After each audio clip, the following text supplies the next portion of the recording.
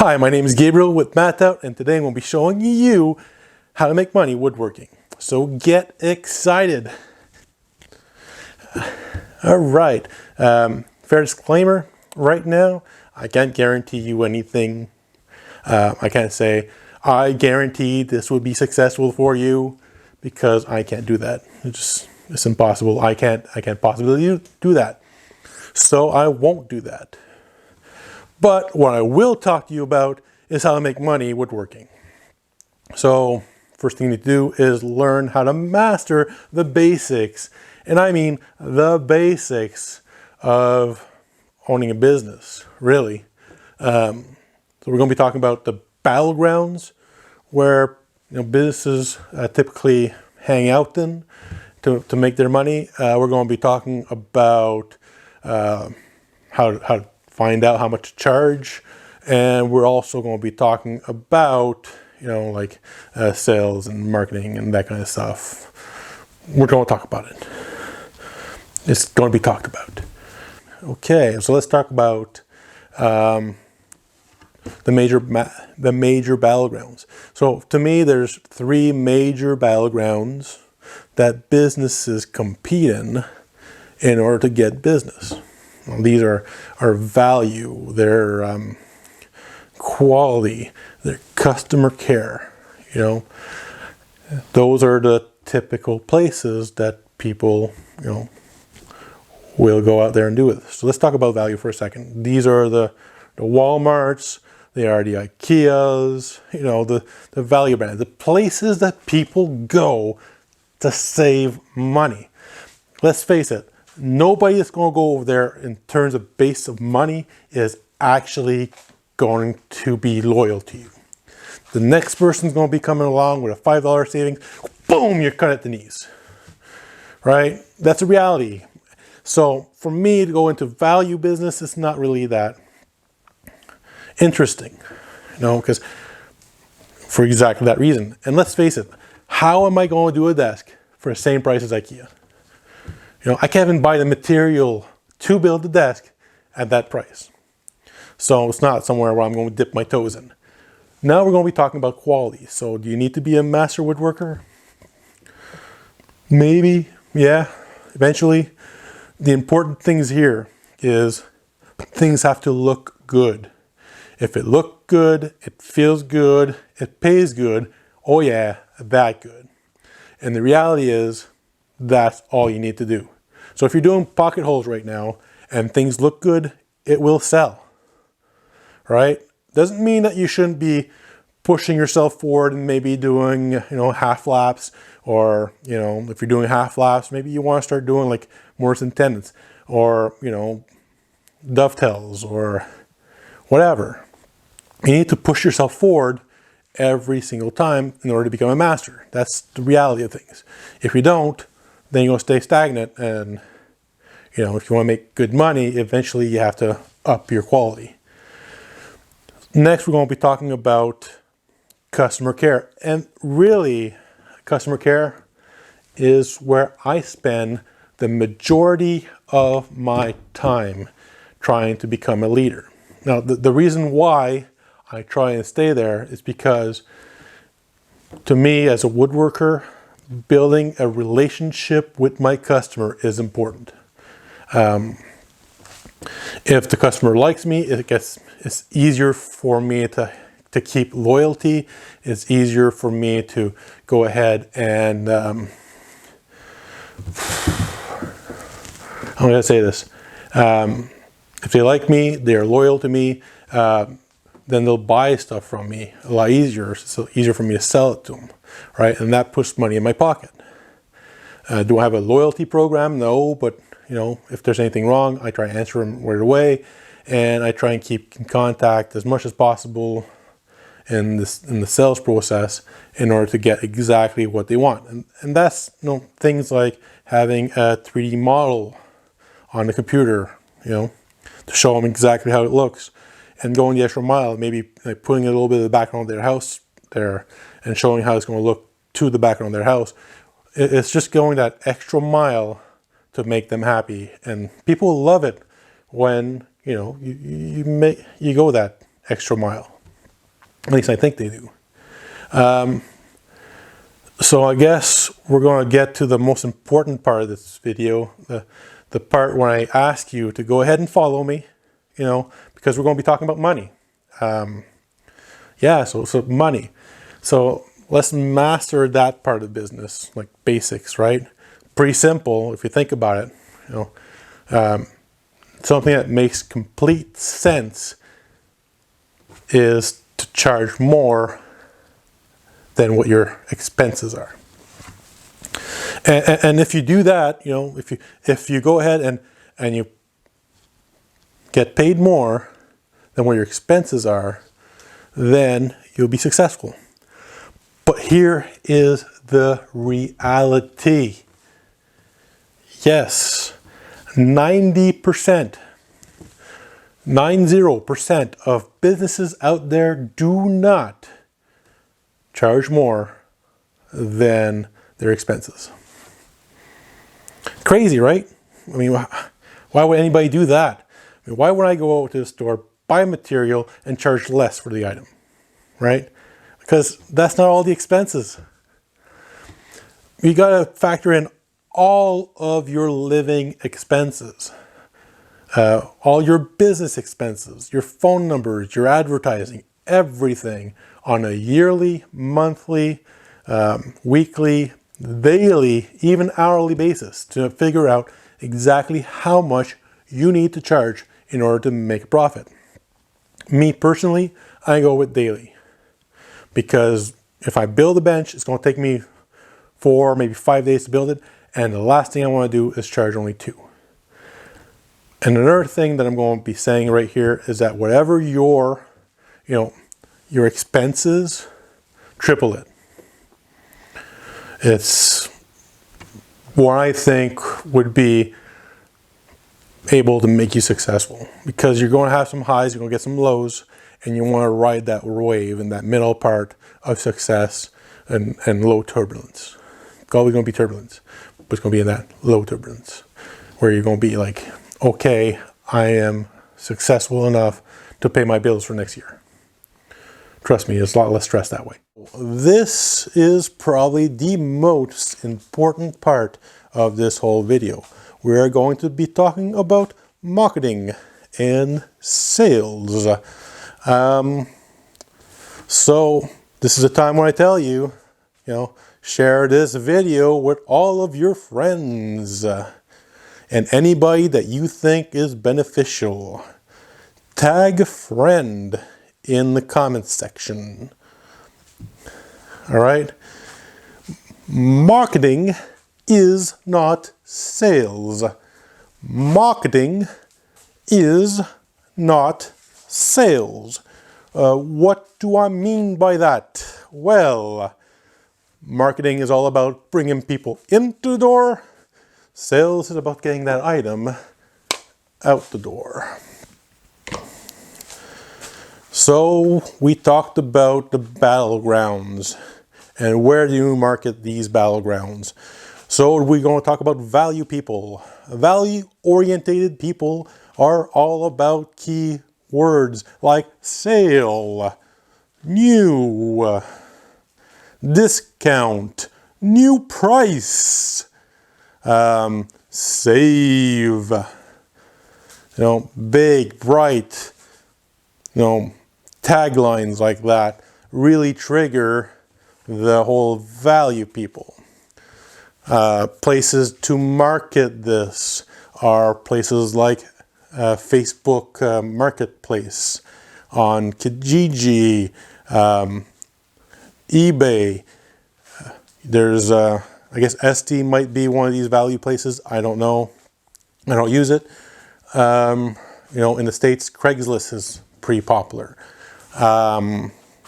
These, classified ads type of deals that are free are powerful places to sell to value-oriented people. How to sell with them? Well, value-oriented people will send you a message saying, where do you live? How do I get there? And how do I pay you? I want the item now. You know, that little sign at the bottom, get those little counters that there's only 2 left or whatever. Well, those are powerful tools for value people, because if there's 2 left, that's a really good deal. I should want it. What else with these value people? They're quick sells, but what you need is bulk. You need a lot of things to sell, because you need to get that price down to a level that's going to be affordable. And if you produce a lot of things quickly, your quality is going to go down. So if you're doing like breadboards and stuff like that, you want to do like 10 or 15 or 20 of them and get that price to the lowest that you can possibly get it. Right? The same thing with chessboards and, you know, certain things like that. If it doesn't take you a very long time to make, you need to make a lot of them, and you need to target the value section of the battleground. Next, we're going to be talking about the quality people. Oh Lord, how do I get these quality people? Yes, where do you get them? Well, you put big, bright pictures on your social media accounts. Do not put prices, no prices on anything when you are targeting people for quality. With your website, websites are important for quality people. You want big, bright pictures with people enjoying themselves. You want a section in there for that's either for customizations or tailoring. They need to know that what they will get is unique for them. That is super good quality. It's going to look good. It's going to feel good. It's going to sell good, because it's that good. You want to master that whole thing. So big, bright, beautiful pictures are how you get the quality people to your website or on your social media accounts. The website, you have to advertise on Google probably to get there. Reality check. Quality people will cost you money to achieve, to get. How do you sell to these people? A lot of times when quality people contact me on my email, or they call me, or whatever, the thing they ask is, how much does it cost? That is a key indicator that somebody is interested in the sale right now. So it's not about value at this point. It's about how much will it cost. Please sell this to me. I want it now. Now. For quality, there's a lot of jonesing effects. There's this movie called The Joneses, which is all about the Jones effect. The Jones effect is you want what your neighbor has. It's super interesting if you want to see that movie. I liked it. I really did. So that's the whole. And stars in reviews. Like 5 stars and that kind of stuff. That is the quality people. You want to get as many of those 5 stars as you can. The 1 stars are important too, by the way. People that leave you bad comments. Not bad comments, but will leave you a bad review. Will give the indication that these are real reviews. So it's important. What else? Now we're going to go into the customer care, right? The care-orientated people. How do you get access to people that get triggered by customer service and care? Social media accounts, places like Facebook. I guess Twitter might work out really well for that. I don't use Twitter. I don't understand it. I know I'm old. Instagram, places like YouTube. I guess I said that. It's in the comments section that you really get access to the customer care orientated people. People that leave you comments and you are able to answer them and build a relationship with them.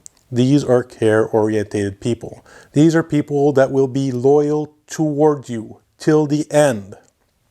For these people, the written reviews, where people say, Gabriel is a really nice person inside your website.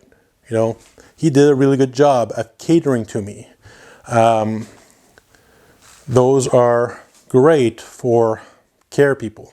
Another place is the About section. The About section in your website or a wiki page might be a good thing to start for those customer care people. How do you sell to customer care people? Be their friends, man. Yeah, so be their friends. Be friendly towards them. You know, it's harder than what it looks to be friendly to strangers, but it's very valuable when you talk about sales to build that relationship with them as much as possible. And that's what anybody, if somebody likes you, they're more likely to buy from you. But if you're in the face-to-face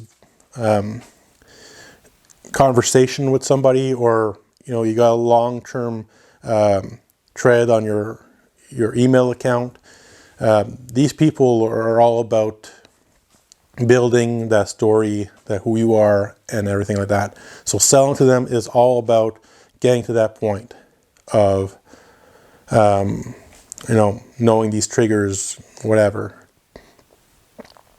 There are thousands of books on sales. I recommend you read as many as you can. They all have something different to offer. Maybe start with something like, you know, How to Win Friends and Influence Others by Dale Carnegie. It's not a very big book. It has tons of information. And then there's books that go over how to manipulate people. Manipulation. I guess that's a big word, right? Manipulate. When it comes into sales, you don't want to sound manipulative.